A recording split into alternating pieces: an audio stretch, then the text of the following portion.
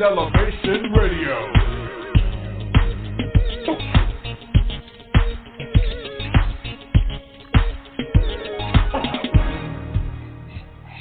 All right, God bless you. This is Elevation Radio 1, and I'm your host, Pastor Steve, the Music Man Turner. We thank you for taking the journey with us. This is a program that spotlights positive people doing positive work while serving a positive God. Ready for this? Whose name is Jesus.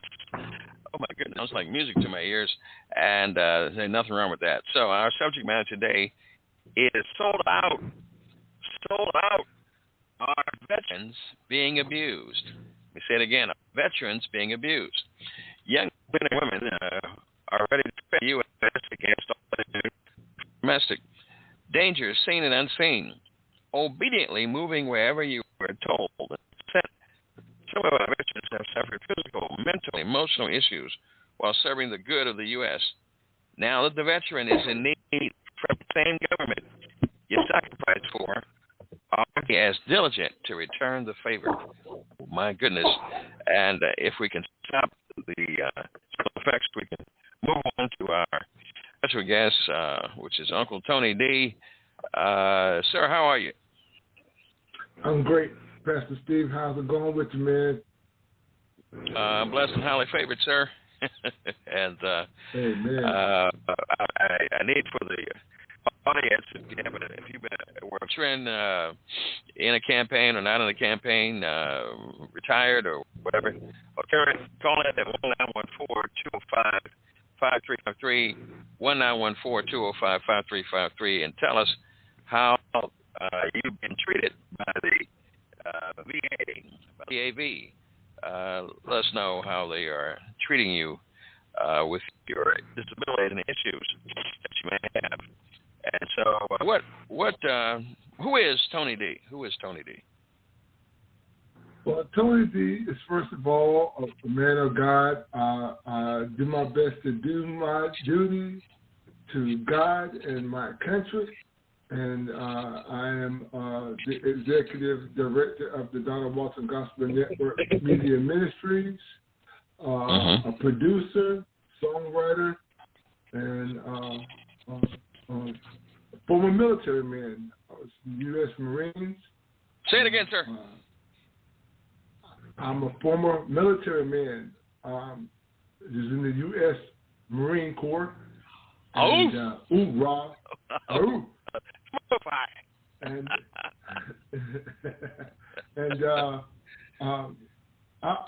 like I said, I produce music. I'm a writer.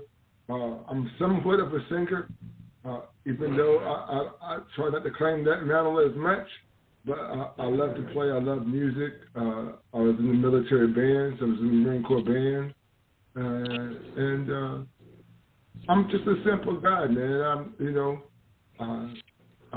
I love God. I love what I do for Donald Walton. And I just love music. And that's me in a nutshell. Okay. Well, you're not something, sir. You're a musical genius. And so you control the vast, ever-growing network of DWN, baby, with all those artists all over the country. And you do also do the top 10 maestro of that. And so it's just a lot. We're gonna put a pin in it right here so we can go to the verse to rehearse with the most beautiful part of this program, and that is the Queen, the lovely Lady, First Lady Leora Turner, reading from Matthew chapter 15, verse 2 to 12. Oh, and as they say at Old Baptist Church,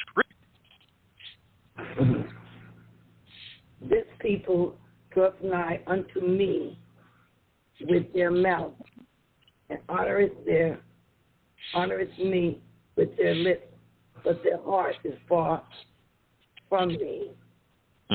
But in vain they do worship me, teaching for doctrines and commandments of men. And he called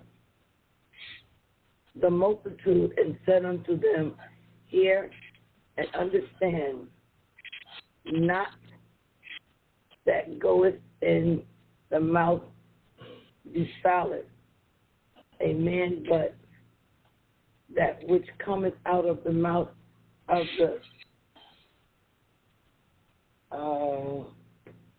Trying to get that last part on my chest. But Okay. then came his disciples and said unto them, knowest thou that the Pharisees were offended after they heard this saying? Okay. All right. Well, we might offend some people today because we're going to talk about what the U.S. government has promised for your tour of duty and your enlistment. And are they really up to what they asked you to do? Are they returning the favor? And that's important to know. I've got to layer this with some facts here, which is important. The average symptom of a U.S. vet that has returned or in the battlefield. Do you know what it is, Tony D? I would guess, I don't know, but I would guess it would be PSD. PTSD, post-traumatic stress syndrome. You're absolutely correct, sir. To be quite transparent, I have it. And, do you have it, sir? No, I wouldn't say I do, but I have some things that I had spine surgery, and the VA did my surgery, and it wasn't a good thing. I didn't have a good experience with it, and my surgery was in 2016. It's 2021, and I'm still having some problems. And in retrospect, if I'd have known if I was going to go through this with the VA, I probably wouldn't have had the surgery. I'd have just took Tylenol for the rest of my life. But the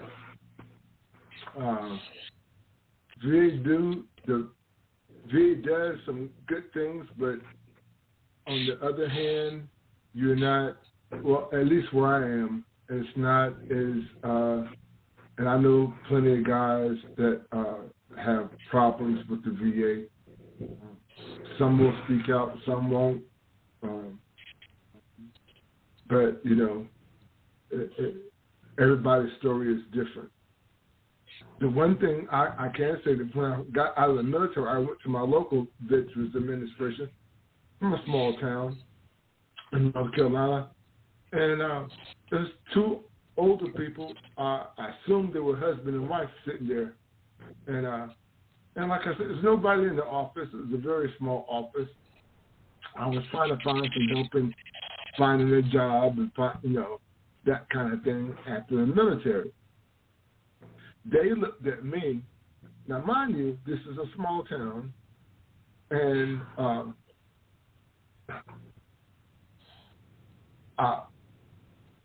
let's just say there was back then there was some racial tension, as it is now today. So nothing has changed. There's nothing new under the sun. There's nothing has changed. But when I walked into the office, they looked at me like, okay, what is this N-word doing here in this office? And I said the N-word because I don't want to, that's the way they looked at me. So, and that's the way I took it. And I proceeded to talk, and I was like, told them my name, and I told them why I was here, and they just kind of tilted their heads to the sides like they were two puppy dogs, like, okay, well, George, we can't help you. So I didn't get any help. I didn't get any help from the VA at all. Not in finding a job, not in anything, coming straight out of the military. That was really disheartening to me. So I moved to Raleigh, North Carolina, and found work on my own, found jobs on my own, and I did quite well through no help of the VA. You kidding me? I mean, hold on a second. Let's stop it right here. How long were you Did you see combat, sir?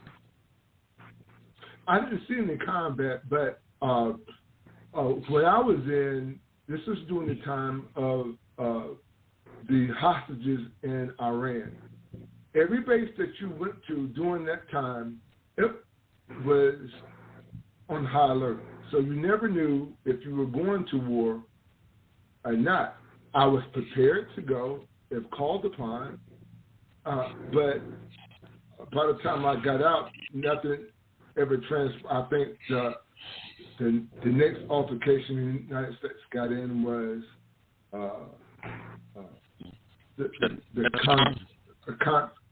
Contra. That little ordeal lasted for about 24 hours and it was over.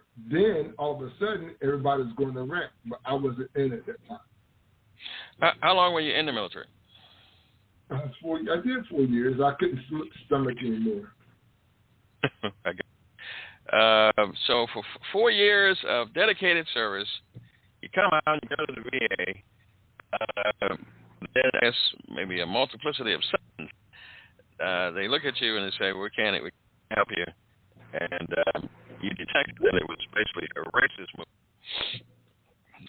in the military. You still get that, and you while you're in, you still get some of that. So it doesn't matter where you are, what part of the world you are, what part of the country you are. There's always going to be racism inside the military and out. So, I mean, nowadays you hear talk of gangs in the military. I mean, so it's like, what are we doing? I know when you come from, certain situations in life, the military seems like a great idea, and for some people it is. Now, don't get me wrong, I'm not bashing the military. That's not what I'm doing at all. Because I got some good stuff out of the military. I went to the military bands. Being a young kid coming out of high school, all you want to do is play music. It was a great thing. You play all day. In the school music, you play all day. What college can you go to that you play all day? And you have fun doing it. You meet a lot of great people. You meet a lot of great musicians. And I had fun doing it. But at the same time, when it's time to go to battle, you have to put those drums down. You have to put that trumpet down. You have to put, whatever instrument, you have to put that down and pick up an M16, and you know what time it is. It's time to go and defend your country. So you go in with that mindset, so that part of it doesn't bother you. What bothered me is when I got out. Here I am, not having a job, not knowing what to do next. Nobody gave me any, there was nothing. They just looked at me. The people who worked there, you assumed they were military because, okay, you work in the Veterans Administration. That's not always true. There are a lot of civilians that work there, and they look at it as just a paycheck. It's just a job, and okay, so you're in the military. What do you want me to do?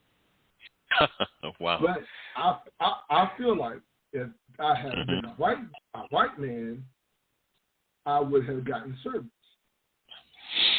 Now, whether that being true or not, that's the way I felt because that's the way I was made to feel.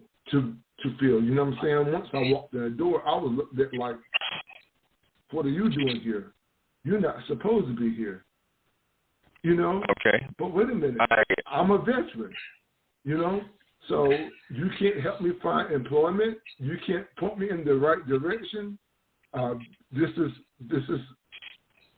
your job. Now I'm your job. Now you work for me. But that wasn't the case. So I have, I'm sorry to hear this. It's very disheartening. If you have a similar story, you can call it 1-914-205-5353. The fighting branch, of course, Marines are on top. Army, Navy, Air Force, Delta Force, Navy SEALs, Army Rangers, give us a call on 914-205-5353. Now, you've been in 4 years. I stayed in about 33 days, I think it was, because I was told that actually after boot camp, taking my mother, God rest her soul, to the base, and she could stay there to go to war. So I left my old job and traded my signature and a need for surgery for 4-year service. But when I realized that the doctor said I'd do anything to bring me to do, that didn't strike me very well. And when I found out that I came out the head and they were putting water and ammonia in there, it developed some refresher. The drill sergeant said, "What takes you so long to get?" And so he happened to ask me, "Where do you think you're going to go when you grow up?" I said, "Recruiter's already grown." That's what I was promised by the drill sergeants at the DMV. He said, "Really?" He said, "Your so-and-so expletive is going to root." And I said, "That isn't what they told me." So I thought about it and I realized that maybe I need to go take care of my mama, who had health issues. And because I may not have seen her for a year or so, or she'd have been dead by that time. So I said, let me get out of here and get a second opinion. So they put a medical honorable operation. And so when I go up to the VA to try to get some benefits or to get some kind of help or whatever, they talk to me like I'm trash. And even the probably what do you call it? The enrollment case manager basically laughing at me. You can't get nothing. I said, well, I did trade 4 years. I didn't do 4 years, but I did 33 days down there. Do I get something? You get nothing. So somebody told me, well, if you were down there for an hour in the Marine Corps, Special Marine Corps, you should get something because it definitely alters your mentality. And I suffer from PTSD from that time and also time as a police officer. And so, and how do you know you got PTSD? Because you don't like to be with other folks. You feel isolated. You feel persecuted. You have uncontrollable irritation and anger. And you also have crying spells. Got all that. And was punching holes in walls and all that stuff. So, but you tell me I can't get no help. You can't get no help for 4 years. So if I stayed there longer, I would have got what you got, nothing. Right. Is that right? And I suppose everybody's story is different, but at the same time, they have, and I guess the people that work at the Veterans Administration have different ideas about how the laws are written, and because I feel like if you sign your name on the dotted line, that's service related. They say, "Oh, we can't help you because your injuries or your sickness or your illness or whatever you might have isn't service related." Well, excuse me. I served. I put my name on the dotted line, so that means I was willing to give up my life for this country. That's service related. It shouldn't matter what it is. You served. You put your name on that dotted line. Your intentions were service related, but we can't help you because your sickness or your disease or whatever is ailing you is not service related. That is so ridiculous. It's just crazy. Then you have, like I said, a lot of VAs, a lot of Veterans Administration medical facilities, larger facilities, are next to or close to a working hospital. like a college, a learning hospital. So you have students, or and I understand they have to learn, but look, don't treat me as a guinea pig. Don't use me as a lab rat. I have real issues. I have real problems. So if you got a student that's next door that needs to learn how, you better go start finding some cadavers. Don't put a scalpel to me, not unless you know what you're doing. Or don't tell me I have something unless you're telling me the truth about my illness. But after I had my surgery, and I'm not gonna call it the fellow's name or anything like that. I'm not here to name or to even bash the VA. My thing is they need to, like Michael Jackson said, look in the mirror, the man in the mirror. They need to look at themselves and govern themselves, because these guys go to war, they come back, okay, you got shot in the leg or something like that, just say for instance. Okay, instead of treating the problem, let's cut the leg off. When you can say, now that person is not going to be able to use but one leg, you'd rather put him in a prosthesis or in a wheelchair, a motorized wheelchair, than to try to save this leg. Because why?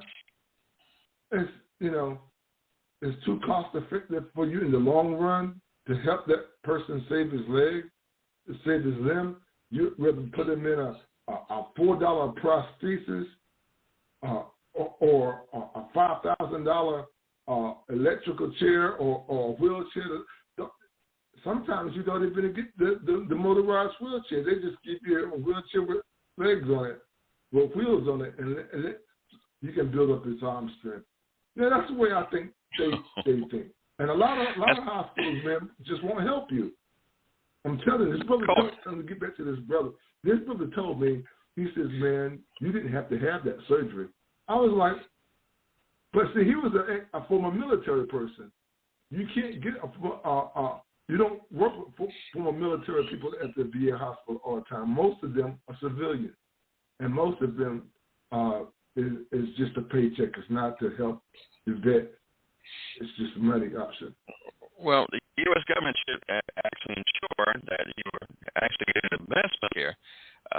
You've got all these, the campaign, the marketing campaign is, thank you for your service, and all the stuff that they have page, they have all these commercials talking about how they do this, but in reality, they don't like it. Let me not be accused of making complaints, but of also having solutions. So if you are trying to get some disability, you can enroll the case at 1-877-222-8387. That's 1-877-222-8387. I would advise you to be patient, or as they used to tell you, hurry up and wait, because it never. That's it. It's an all-day campaign. Taking and the National Veterans Association in St. Louis never answers the phone from 8 o'clock until 6 o'clock p.m. The phone is constantly busy, as if they take it off the hook on purpose. Sites at va.org. Let's see here. PTSD is the most common symptom. Can be caused by a lot of things here. It's grief, anxiety, depression, and also it said here, the loss of a loved one. But I discovered something different also. It says here the military sexual trauma. Oh, my goodness. That says here that 20% of veterans or women actually have been assailed with reporting sexual harassment. And although there are more men, men than women, half of all sexual trauma are reported by men. Good God Almighty! I didn't know that. Did you? I knew the numbers were high. I didn't know they were extravagant because, the military is no different than being out. It's the same thing. There are things that go on that you never hear about. There are women that get harassed. Some don't report it. There are men who get harassed and don't report it. So it's the same thing, man. It's crazy because. Has it always been that way, or was it increased when Obama allowed the don't ask, don't tell with the LGBTQ or whatever to for war? I can't say because I went in before Obama. I went in. This was like Reagan, 1979, 80. Early 80s, the late 70s. So this was like the Reagan era. You still had the same thing going on. It probably got worse because if you were gay and in the military, you didn't say anything. You didn't let anybody. I mean, people knew because some people just made it that obvious, so they tried to hide their sexual orientation. Now, being a Christian, I'm not going to get into all of that, but somebody's right and somebody's wrong. If God is right, then you're wrong on that front. That's all I'm going to say about that. But yeah, man, it's crazy. It was. If you knew somebody was gay, you just kind of left them alone. You didn't say anything. You just knew they were gay. But you had some guys.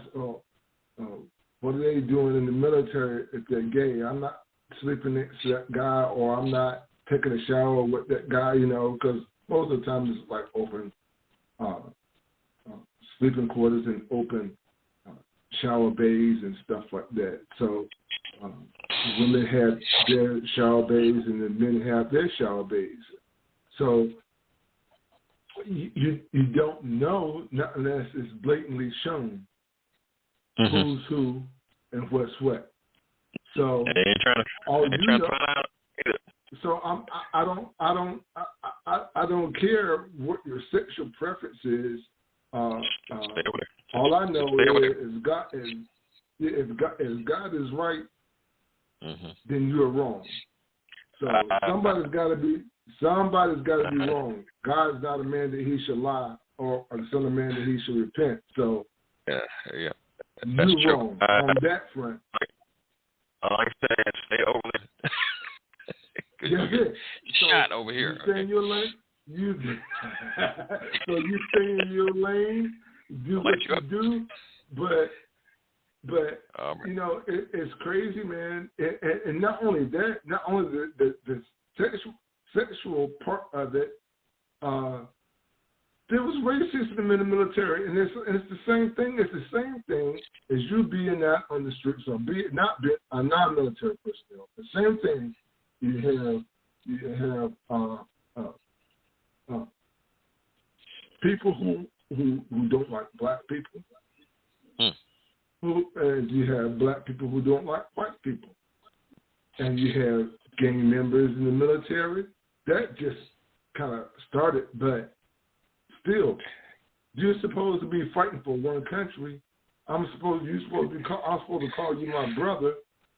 And if it just so happens we go to war, how do I know that your scope is not on me, which we fight on the same team, instead of the enemy, the people who we're supposed to be fighting? So, it's a thing like that. I mean, okay. I would love to know the amount of people who got shot in the back in Vietnam, or anymore just because, oh, I don't like that black person. Oh, I don't like that white person. You open up a can of worms, insane, man. It's crazy. You open up a can of worms. We can't have this here, sir. I'm just telling you. Hey. This is a controversial show, so. No, he didn't. Hey, Queen, did you hear what he said? Let's go with it, man. Let's call it duck. Let's call it duck. Duck. Oh my goodness!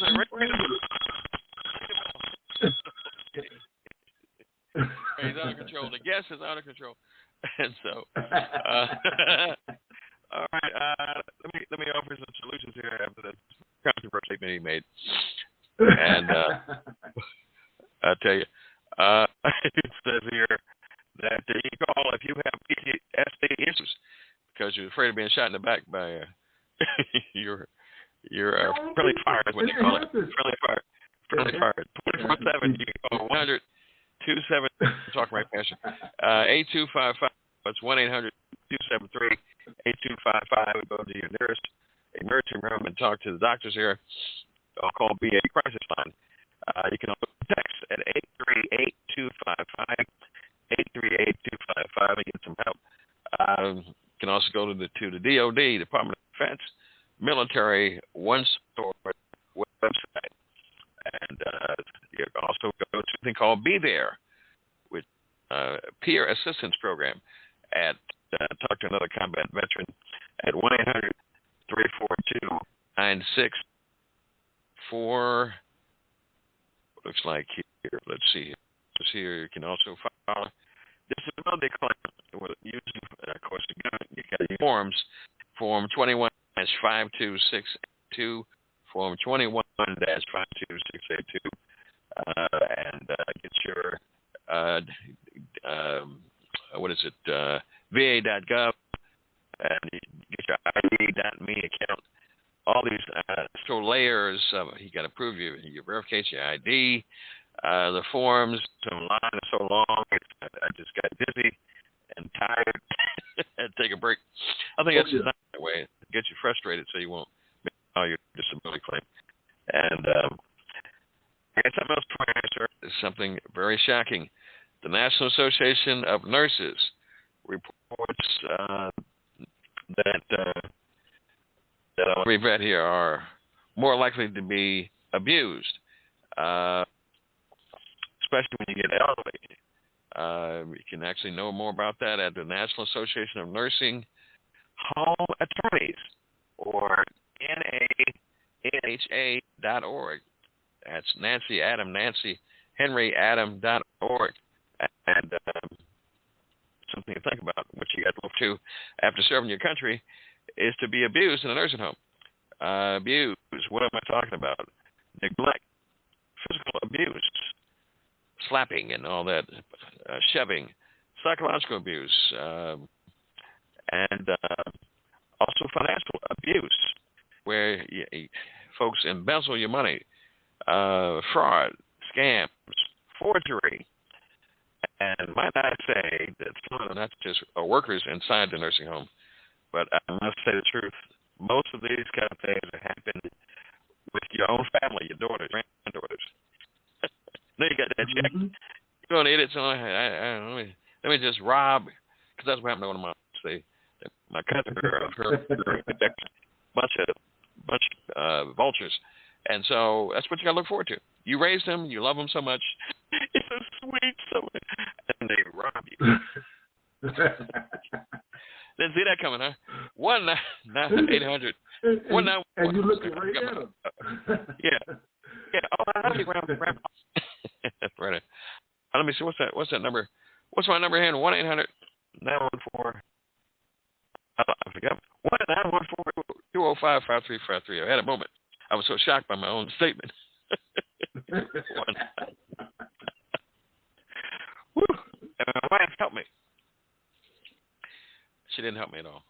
We were engaged in combat earlier, as I was saying to you, because I was trying to help her out. And she, I gave her some napkins, and she spilled something on the floor, and she went up, and then as I was trying to trying to reinforce wet napkins, and we had our own Beirut situation here. I don't understand what I've done. I've done all I can. It's like the government. I've done everything I can for you. I served you. I went to war for you. Why don't you treat me right? I just want everybody to know that in case you see me after this prayer with a black eye, something like this, is because of the battle I had with the Queen. Yeah. So pray for me, Tony. Uncle Tony. All right. So let's see here. Let me throw this piece out at you so you can actually some clear understanding. How many veterans are homeless? Oh man, I couldn't even tell you the number, but I know the number is high. That should never be. Mm-hmm. I'm going to tell you because the committee keeps records, and I have something to say about it. It's 107,000 on any night, according to the Public Veterans Administration. Now, if you have time to calculate the number of veterans who are homeless, then why don't you do something about it? That's one thing, is Pastor Steve, that should never be. A veteran should never be homeless. If you remember, after Vietnam, the people of America, the soldiers and the Marines and the Naval Air Force, whatever you were in, you would call baby killers. You would call all kinds of things. First of all, most of them didn't even want to be there. They were drafted. They were made to go to Vietnam by their own government, and they were made to fight. You were drafted. You didn't have a choice. Only the great Muhammad Ali, I'm quite sure there was others that defied and said they weren't going. Well, he didn't go. Why were they made to go when you're only going to be treated like not even a second-class citizen when you came, if you return home? You're treated like third class. My brother was in Vietnam. He was sprayed by his own government by Agent Orange. Oh. Thanks be to God that he's still alive today. But he doesn't. VA doesn't help him. They don't want to help him. They know they did something bad, and they don't want to correct their problem. So that's the whole theme of this. They know they did something that wasn't correct, but you don't want to correct the situation. You just, okay, all right. It's the age-old adage in the military. You belong to us, you're expendable. My life is not expendable. Well, you didn't make me, you didn't create me, so why do you feel like you choose you're going to throw me away? I'm going to tell you why, because when I was there for the short time, I said I was too old when I went in. I was 25. If I had been 17, 18, I would have fell for that hype nonsense that they were talking. But they told me that, that's what you are the, let me see if I can say it correctly as I heard it. You are the property of this U.S. Marine Corps. And I picked it out. Property, an item. And that's what and I saw the medical report that says he's a well-adjusted and well-endowed Negroid. I'm a Negroid. What? I'm a black man, yo. So I put that together, and then I saw the TV. They had TV, but it only had Marine Corps killing videos and all that, movies and all that, and there's no regular TV. And it was because I was too old. I said, "This is brainwashed." And I went to a church, went to what they call church, and she was talking about demos and I woo and I'm like, instead of praising God, I said, this ain't church. Nah, I got to get up out of here. is brainwashing at its best.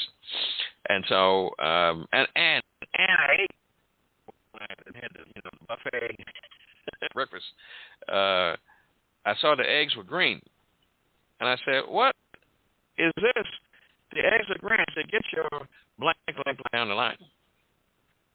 And I'm thinking, like, what am I being fed? was going to be good. So I was experimenting. It's like Manchurian Candidate with Denzel Washington. Real. You are an experiment. Oh, yes, and so definitely. I must answer this question. I must answer this question because of COVID-19 today, which is a man-made experiment. They don't know where it came from, who caused it. They just had a report on TV at a news channel.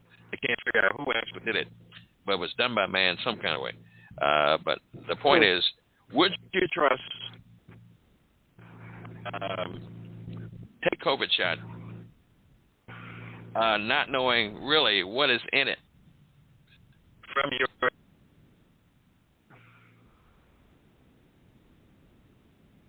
I would say my thing is we as children of God, we as people of God, we have to pray about everything. We pray about everything. We don't know what the government does from one minute to the next.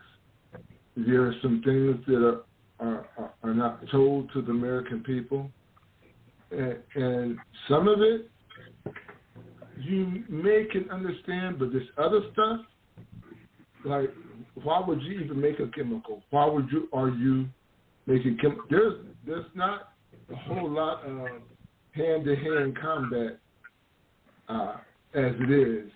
You have people strapping bombs to themselves and rushing themselves in front of people, or planes dropping bombs. So it's not, why are we still making chemicals that harm? Why are we still doing that? Why, so we have to, as people of God, we really have to pray. We really have to stay on our knees. We have to, the VA is trying to change. Don't get me wrong. I'm not trying to bash the government. I love this country. This is the most freest country on the planet Earth. But are you really free? I mean, we take so much stuff for granted, from people. We're a wasteful country. The stuff that we throw away, people in other countries would be glad to have what we throw away. We have to stay prayerful. We have to stay diligent. We have to stay our faces before God, because I have to believe, or I know, God is not pleased with what's going on. And if we don't stay prayed up and watch each other's backs and do these things that are pleasing to God, we're going to feel. Now they're talking about, now everybody's into Bitcoin and stuff like this and electronic money. You let the government stop this paper money and take in God we trust off our money, we're going to be in some serious problems. We're going to be in some serious, I'm just saying. I want to say that I kind of missed all that, because when I started talking about what's in the COVID-19, I was taken off my own show and disconnected. I had to reconnect, and my screen, which was colorful in 3D, as Lex Wigman, I was about something controversial, has the color has been taken out of it, so it's almost pale.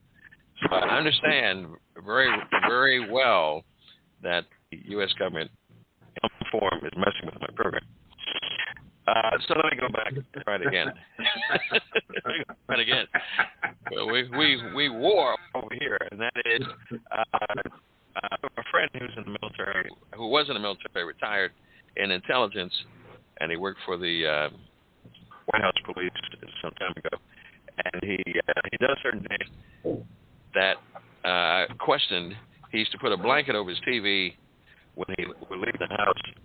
And I said, why are you doing that? He said, because I don't know what the powers that be looking into my apartment when I'm not here.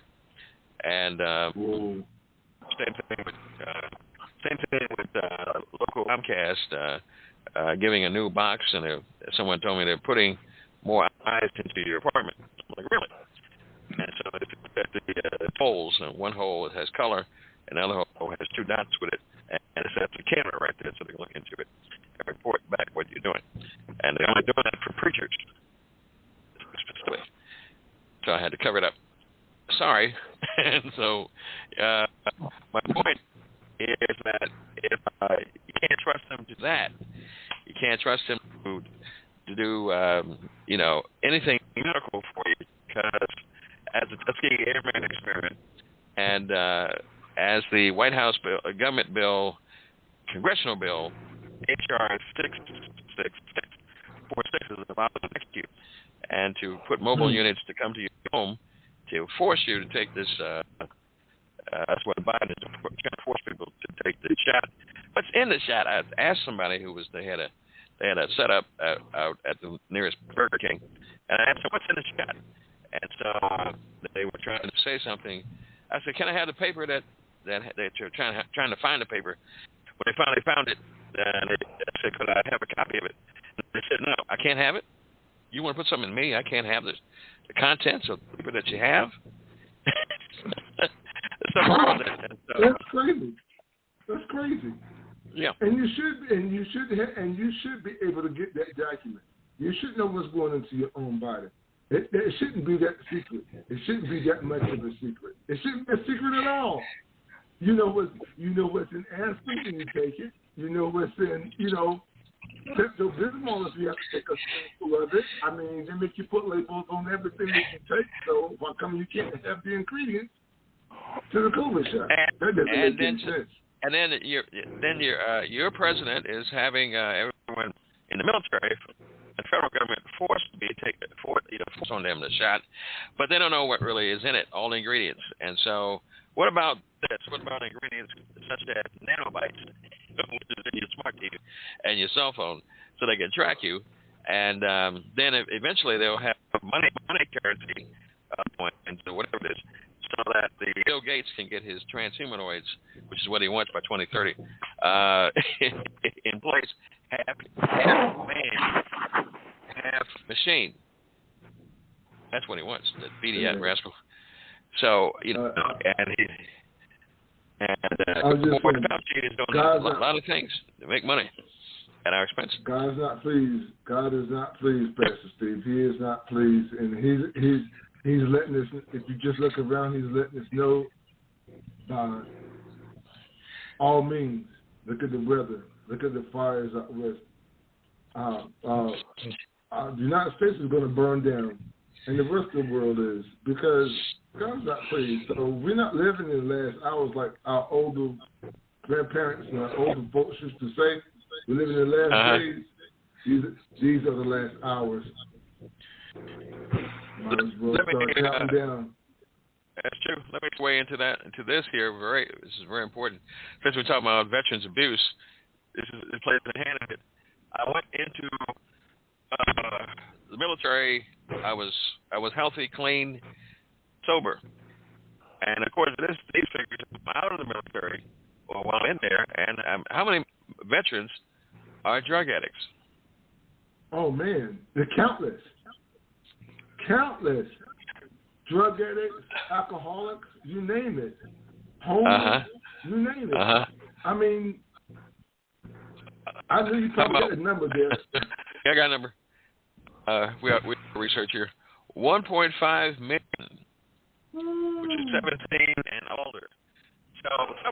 So you going on the battlefield, you high, you on weed, you on heroin, you on opioids, you on cocaine. That was something that they did in World War I, where the Germans actually put cocaine into their troops to experiment, and the U.S. wanted to do the same. Oh, the U.S. Those guys want to wants medicate do the same. problem, man. Yeah, they want to medicate the problem. They want, especially if you're fighting in the jungle all day, or if you're fighting all day, if you happen to live through that day, you see a lot of death, man. I can't imagine what those fellas went through, especially when you see a lot of death and when you have to kill people and somebody looks like you, a man that bleeds like you. When you kill a person, what is that one movie? Somebody said in a movie, you ought to kill a man. It's liberating. That's crazy. That's asinine, man. To take a life. I mean, I know it's a part of war. That's what it is. It's war. So, we glamorize it too much. It's crazy, man. Yeah. But if a veteran kills someone for the country and you come back here and kill somebody, you're a criminal. You kill that same veteran mentally, mentally, financially, and you leave him out in the streets to live. It says here, Uncle Tony, that 22 vets commit suicide daily. Daily. Daily. That's what I ask you every time you go to the. Do you feel like you want to kill yourself? No, but you keep asking me the same questions every time I see you. Makes you want to reconsider. Because you keep asking me, do I want to kill myself? No, I don't want to kill myself. What I want you to do is help me with the problem that I have. But you don't want to do that. You want to make sure I don't want to kill myself. Or if I do, you want to medicate me so that I feel like I have to kill myself. I want you to be high. Man. I want to be high.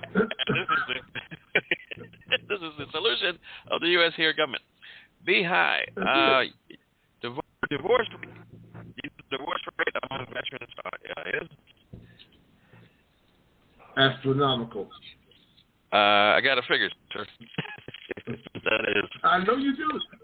Yes, you remember I come prepared. So, the average of divorce is 40% of all marriages. But for a veteran, the divorce rate is 80%. 80%. 80%. And if you would like to change that number, because it says once you've been out for war in a year and 16 months or whatever, you come back in, your wife is now running the show, doing everything. Now you're trying to step back in and go, and she won't let you. That's kind of what I had when I. Because that person, you're freaking out. You're thinking somebody's, and she's freaking out because you're freaking out. I can see that.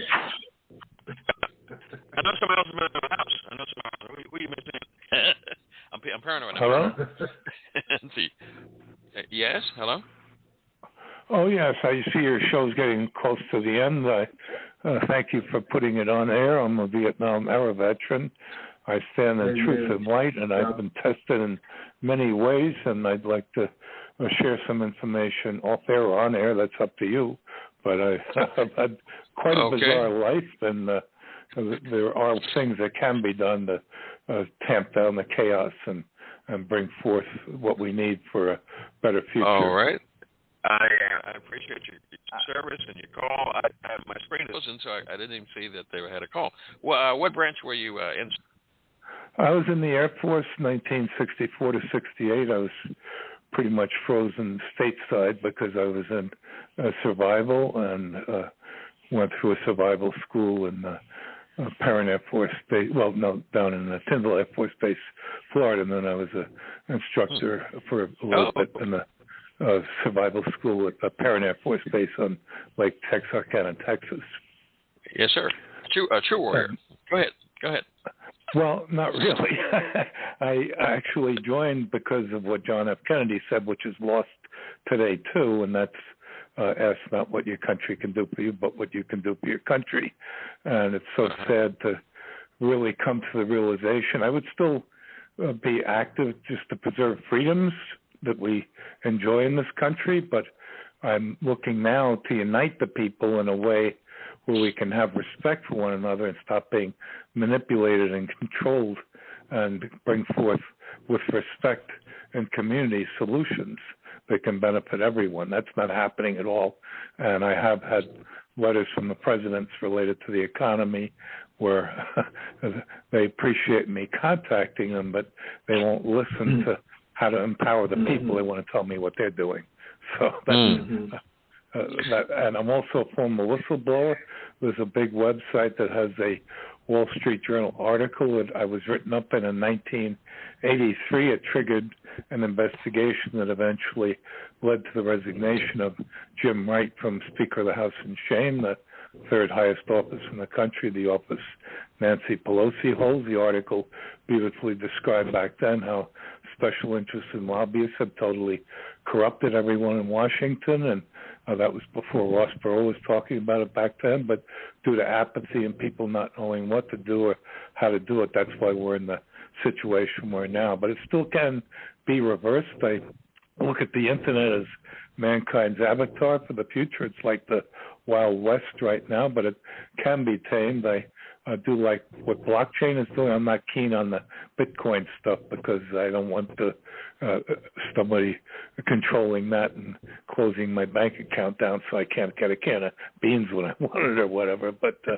yeah, I have a lot on a big website. I'm nonpartisan when it comes to politics, and that's up to you. I can share it on or off air. I don't have the fear. And I'm sorry. What's the website?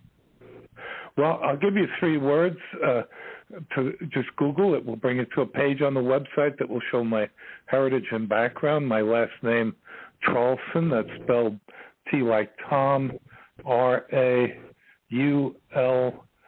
like Sam, E like Edward, N like Nancy, the second word and, A-N-D, and the third word Trump, T-R-U-M-P. I actually share common background with former President Trump. I was looking to help him unite the people properly, but he's got a big ego, so that didn't happen. But I would still help him, but he's on the hate and blame game. That only brings shame. I'm on the love and light. That brings the light. So and we're all on a spiritual journey, and that's what people have to wake up to, take personal responsibility. And I'm really after the elites that are trying to hijack this country because it's way above the president there, and it's all kept in compartments. That's why even Kennedy was talking about all these secret government agencies, and that's where it's all at today.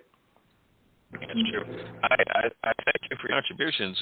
We only have 89 seconds now, so I must, with courteousness, give the final word to my esteemed guest, Uncle Tony D. But you can hang out for a second. What words you got to say, Uncle Tony D? I commend the caller for calling in, and I thank you for your service, sir. Anybody that serves ought to be commended. We have to wake up. We have to learn about your VA, you vets out there. Learn about your VA. Don't stop asking questions. Don't stop asking why. If I asked more questions, I probably wouldn't be in the situation that I am now, but to God be the glory, I'm still here. Now I know to ask more questions. VA is trying to get better, but it's not enough. So just keep asking questions, and thank you, Pastor Steve, for having me on your show, brother. God bless you, you and the Queen. Thank you very much. All right. If you are a Christian and have had these moments of PTSD, pending divorce and all that, you can go to the Mighty Oaks program, mightyoaksprogram.org, and they will help you. Their success rate is no divorces and reduced joblessness. So that's a faith-based program, and or dadsdivorce.com. They get life after divorce in case it's inevitable. And that's because I always say the woman back, right? So I know I'll be in trouble, but it's okay. And so God, control your life, let God do what he does. Surrender unto him and ask him to keep your mind in perfect peace, whose mind is stayed on him. And and so I'm living proof of that. And so I know you didn't know I was a veteran, Tony. Did you? Say that again. I didn't hear you. Kind of breaking up. I didn't hear that last part. Okay. I said you didn't know I was a veteran, did you? No. Oh, did I know you were a veteran? Yeah, you didn't know that, did you? Yeah, you told. Yeah. We all. You saw your name on the dotted line, man. We all a bit. Okay, so because I'm a veteran, I serve my country in military and federal government and state government and in municipality. My wife should hug me about 4 times over, right? Get ready, Queen. You're so funny. I'm gonna laugh my way out of the studio to your arms because I want 4 hugs. And Uncle Tony called me. Make sure. Tell her. Give her that Marine Corps command. Let her know. How about 400? Oh. Can you handle it, Pastor? What'd you say? I said, can you handle it? How about 400? Oh, well, I will strive. Hold on a second. Let me do my military. Let me raise my right hand.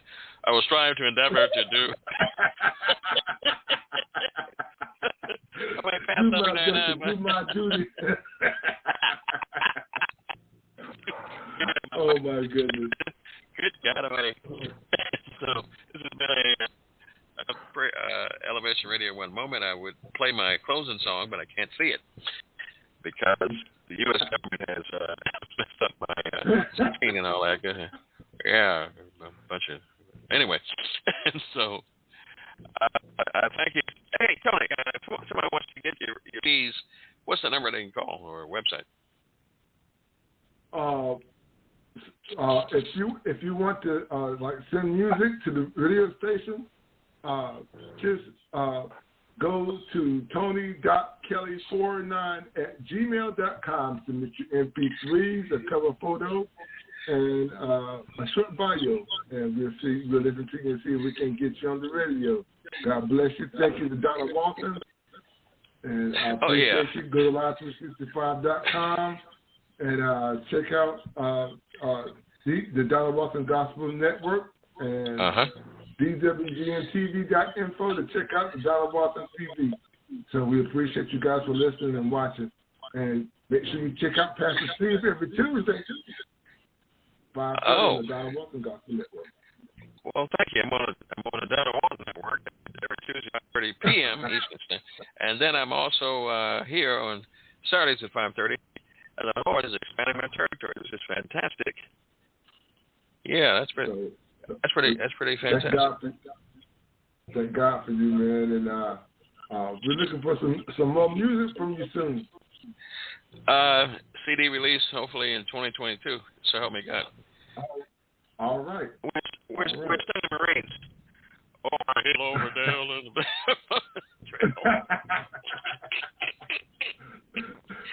Oh my goodness. Keep rolling along. All right. Well, Mr. Tarleton, is that what I'm Charleston, yes. If you have my number, I don't do email, but I'd like to connect with you and see if I can help you with your ministry too, because I have some pretty powerful things I'm bringing forth. Oh, amen. Okay. And okay. Well, I guess you can call me at 1-410-302. Yeah, I see it on the site. Yep. I'll leave a voicemail there. And like I said, you can contact me, tony.kelly49@gmail.com. Yeah, I don't do the email or texting myself. Everything on the internet is put there by people who interact with me. I stay in a very creative mode. I have a divine gift of what I term creative utilization of information. It's very powerful. I've been toyed with in all kinds of ways, even arrested from my bed. I've never been arrested for anything. That's all sitting from the Obama administration and being covered up by the police, the government, and even the Catholic Church. So. Well, okay. So you fit right in this show.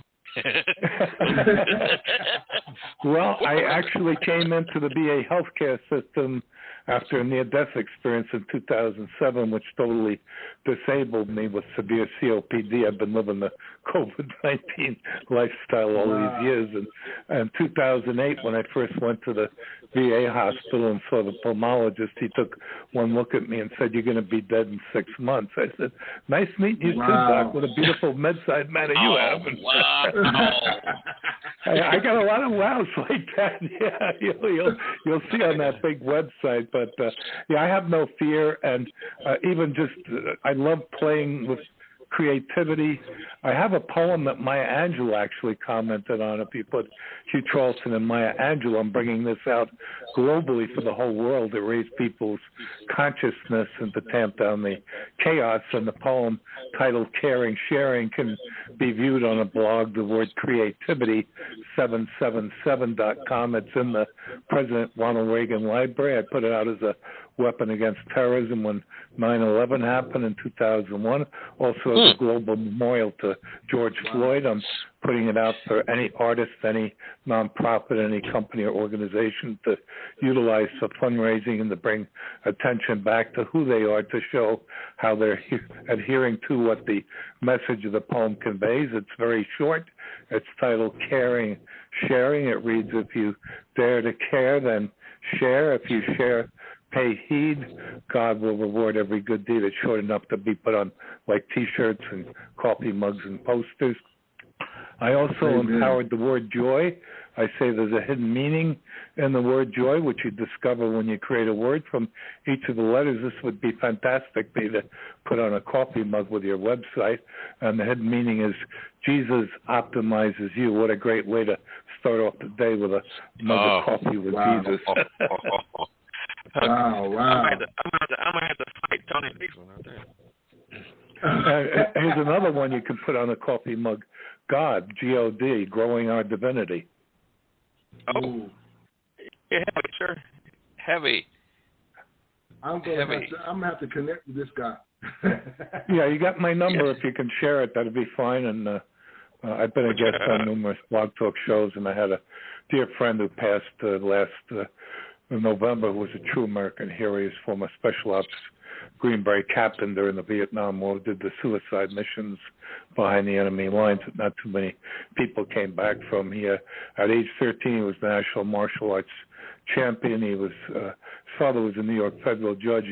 He had 3 doctorates. He was a clinical psychologist for over 40 years, had a doctorate in religion, doctorate in theology, a Bible expert. He also had a rock and roll band, toured the world and performed at Woodstock, and he was former internal affairs police for the whole state of Florida for 8 years and worked on the Ted Bundy serial killer case. That's still just the tip of the iceberg of what he's all about. What's your number, sir? It's area code 804-798-1139. And I'd love for you to listen to this interview because this woman is beyond a superwoman, and I was blessed with an earth angel for a wife for 35 and a half years who taught me unconditional love, which is why I say we all incarnate to learn, and then as we learn it, be a blessing to others, especially those who can't help themselves. You'll see a picture of her on her wedding day on that blog, creativity777.com. But if you put Hugh, H-U-G-H, Charleston, Traulsen, Unlimited Life, Unconditional Love. I was interviewed by Dame Nicole Brandon, who is one of the most talented people on the planet. She's a member of the Transformational Leadership Council, upon which the movie The Secret was based. That's Jack Canfield's organization, the Chicken Soup Books. Oh, and man. You'll hear in the show where she giggles a little bit, and she said, "I heard you ask Jesus Christ to be your business partner." I said, "Yes, but that doesn't make me equal to Jesus or one of these channelers of Jesus. What it does is give me humility that I ask the rest of the time I'm here in the physical realm, that whatever I'm be doing in Jesus' way in his time, not mine." Wow. Amen. Let me say thank you, gentlemen, for classing up this program with content, character, and intellect. Let me let my the Queen close us what do you have, Queen, on this program? I think the program was awesome. I enjoyed everything. And I'm looking forward to many more. Can you say that in Spanish? No. You gotta stop. Leave the Queen alone, man. Queen, let me ask you a question. Do you love God? Yes. Okay, and do you love your handsome, mighty husband, the Music Man? Yes, I do. You heard about him. I got witnesses. Okay, so we will return next week. You can't deny it now. You can return next week, and so help us God. And, we thank you for this time and letting us come into your homes. And God bless you. Thank you, Dr. Hugh Charleston. And thank you. Thank you. God bless everyone, and pray. God will put the ego in check where it needs to be when enough people pray in the right way. That is Amen. true. Amen. God bless you, Pastor. All right. And I love saying this too. Nature is God's classroom. Put down the devices, get out in it, stand barefoot in the grass. It'll help balance your divine masculine, divine feminine energies, and you'll be more peaceful when you come back in with a heightened awareness and love in your heart. That's good. I think I'll send my wife out to walk barefoot, and so she become nicer. So thank you very much. I appreciate it. All right. God bless you, Pastor. It's been real. All right now.